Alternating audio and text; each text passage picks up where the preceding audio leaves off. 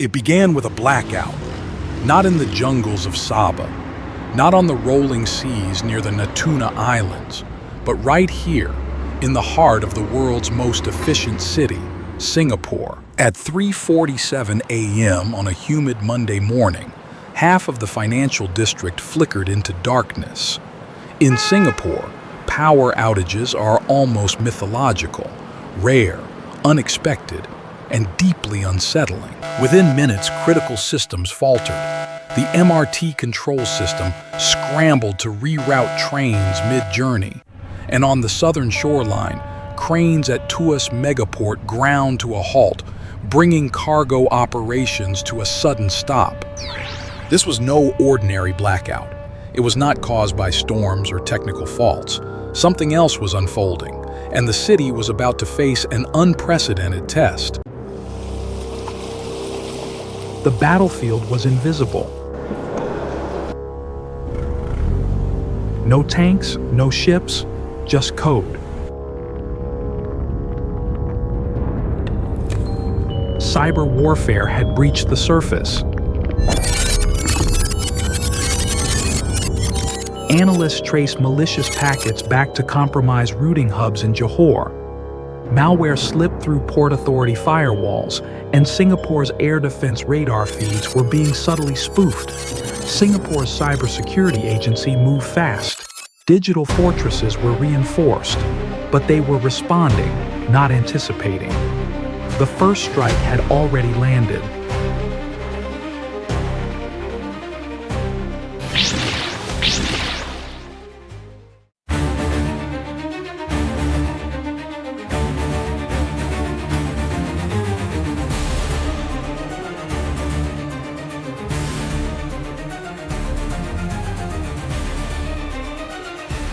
Singapore may be small, but its air force is anything but.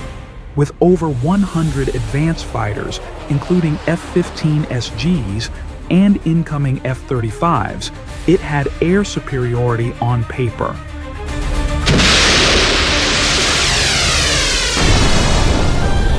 But half of those planes trained abroad, in Arizona, in Australia. Malaysia knew that. Timing was everything. In a surprise strike scenario, Malaysian assets would aim to overwhelm Singapore's limited runway depth before reinforcements returned. Airfields at Tingga, Paya Lebar, and Changi were all in the crosshairs.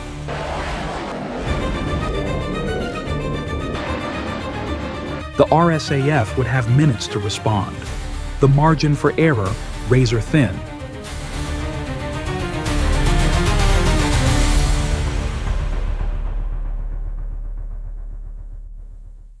Ground invasion? Unlikely, but not impossible. 2 bridges connect Singapore to Malaysia. In war, they'd be the first targets, either seized or destroyed. Without them, Malaysian forces would face an amphibious nightmare. Singapore's shoreline is ringed with sensors, coastal guns, and naval patrols.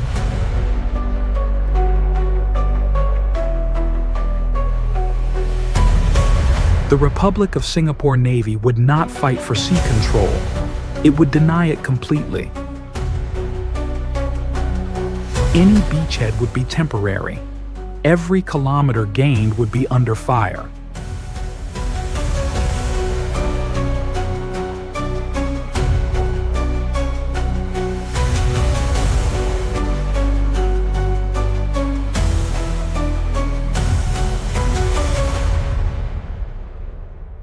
Then there's water, the old trump card. For decades, Malaysia supplied up to 250 million gallons a day to Singapore. In war, cutting the supply could seem like leverage, but Singapore had planned for this. Desalination, recycling, rain capture, new water. Today, that dependency is down to a strategic buffer. Disruption? Yes. Collapse? No.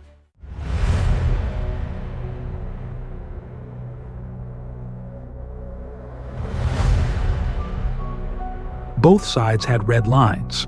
Singapore, with 40,000 active troops and over 240,000 trained reservists, could mobilize fast.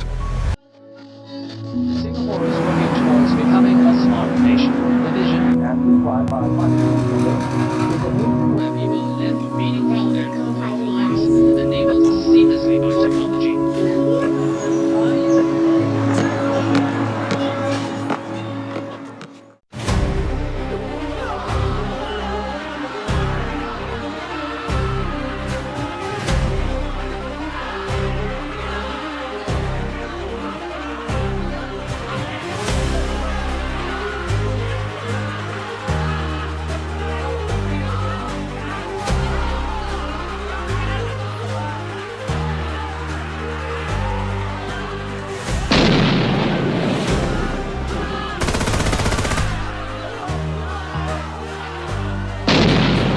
Malaysia, larger in active numbers, lacked depth in rapid mobilization.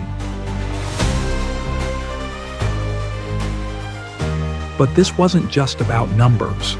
It was about tempo, readiness, and civil-military coordination.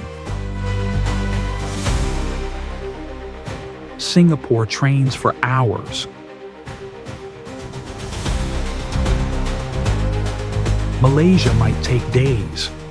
In a short, sharp war, that difference is everything.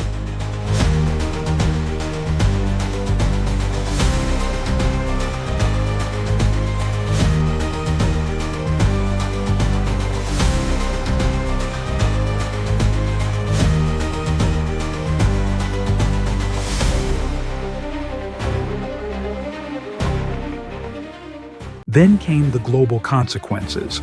The Strait of Malacca, 1/3 of global trade, 80% of China's energy imports. If Singapore burned, everyone paid. From Beijing to Brussels, pressure mounted.